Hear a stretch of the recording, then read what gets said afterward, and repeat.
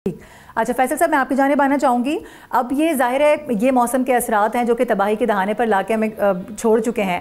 बार बार इस हवाले से आवाज़ें उठाई जाती हैं। ख़ुद वज़ीर आज़म साहब इतनी बार बोल चुके हैं कि ग्लेशियर्स तेज़ी से पिघल रहे हैं और पाकिस्तान सबसे ज़्यादा मुतासर हो रहा है इस वक्त पूरी दुनिया के अंदर। तो क्या समझ रहे हैं कि हुकूमत की ज़िम्मेदारी क्या बनती है, इक़दाम किस तरह के होने चाहिए, क्योंकि ये जो असरात हैं ये तो काफ़ी देर तक हम देखेंगे कि आगे आने वाले दिनों में मज़ीद भी मुतासर करेंगे।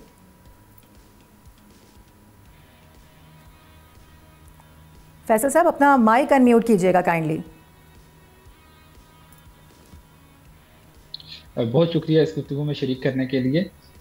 आप दुरुस्त निशानदेही फरमा रही हैं। मौसम की शिद्दत हमें हर हवाले से मुतासर कर रही है। गर्मी की शिद्दत हो या गर्मी की शिद्दत के साथ साथ बरसते ओले, बल्कि हमने अप्रैल और मई के महीने में इस्लामाबाद में बड़ी शदीद किस्म की यालाबारी देखी जिसने बड़ी शिद्दत से जो है वो मुतासर किया और बेशुमार अंदाज में जो है वो हमारे सोलर प्लेट्स को नुकसान पहुंचा, गाड़ियों को नुकसान पहुंचा, बड़ी शिद्दत से जो है वो बड़े पैमाने पर मुतासर किया। ठीक है।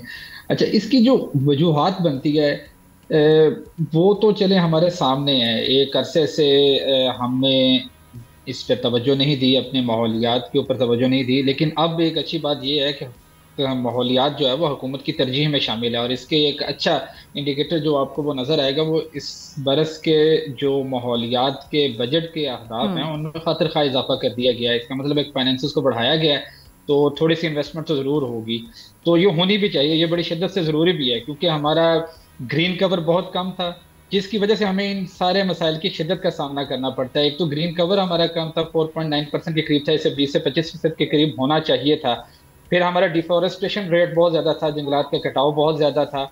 इसके साथ साथ हमारा एफॉरेस्टेशन का रेट बहुत कम था, यानी जंगलात को लगाने का, ग्रीन कवर को बढ़ाने का जो भी कोशिशें काविशें होनी चाहिए थी वो उस तरह से नहीं थी।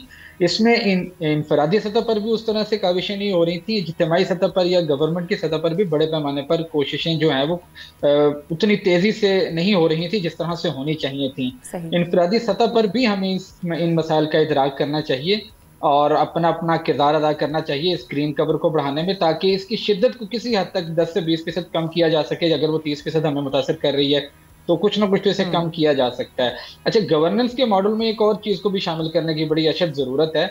वो ये है कि पूरी दुनिया में वसाइल के ज़िम्मेदाराना इस्तेमाल या निज़ाम को एक तवाज़ुन के साथ आगे बढ़ाने के लिए गवर्नेंस में फ़ाइन बड़े होते हैं। डॉक्टर साहब, मैं लास्टली आपसे पूछना चाह रही हूँ, जिस तरह से हम ग्लेशियर्स के हवाले से गुफ्तगू करें, क्योंकि सबसे बड़ा मसला इस वक्त जो पाकिस्तान के लिए है, जो थ्रेटनिंग है वो ग्लेशियर्स हैं। जाहिर है उसको पिघलने से हम रोक तो नहीं सकते, कुदरती अमल है, लेकिन इसके बचाव के लिए हम कौन सी ऐसी एहतियाती तदाबीर हैं जो इख्तियार करते हुए अपने मुल्क को, अपने मुल्क के लोगों को बचा सकते हैं, आबादियों को बचा सकते हैं?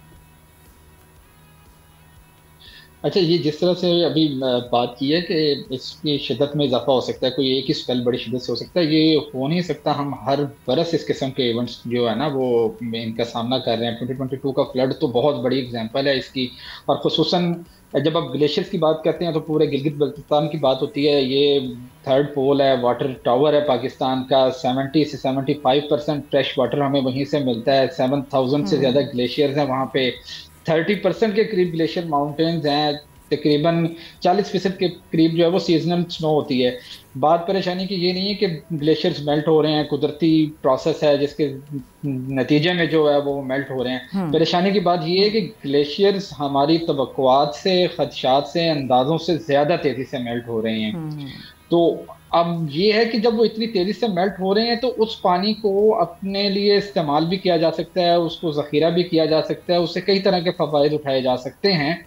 वो सिर्फ एक क्राइसिस नहीं है, एक परेशान कुन सूरत हाल नहीं है, वो आपके लिए बहुत बड़े फ़ायदे की चीज़ भी बन सकती है। हमारी यहाँ कमी या कोताही जिस सतह पे रही वो ये थी कि हमारी फिस्कल स्पेस लिमिटेड थी और हम अपने वाटर रिजर्वायर्स को एक तो प्रायोरिटाइज नहीं उस तरह से कर सके, उस तरह से तरजीह में नहीं रख सके और उनको उतनी तेज़ी से बना भी नहीं सके। हमारी वाटर स्टोरेज कैपेसिटी सिर्फ 30 के करीब रह गई। आप समझ लें 30 से 40 दिन के करीब है। हमारे हमसाया मुल्क की जो है वो सलाहियत वो 170 से 220 दिन है। अमेरिका की सलाहियत 900 दिन के करीब है। ٹھیک ہے.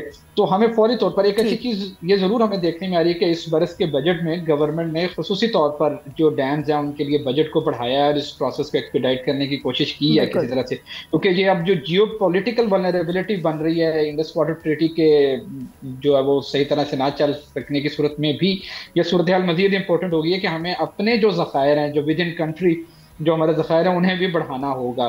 تو ایک تو یہ ہے کہ فوری طور پر ہمیں پانی کو جو میلٹ ہو کے آتا ہے یا جو بھی کچھ ہے اس کو کس طرح سے ریسٹور کریں, کس طرح سے اس کو استعمال کر سکتے ہیں, یہ بڑا اہم ہے. سبسکرائب کریں اور بیل دبائیں تاکہ کوئی خبر رہ نہ جائے.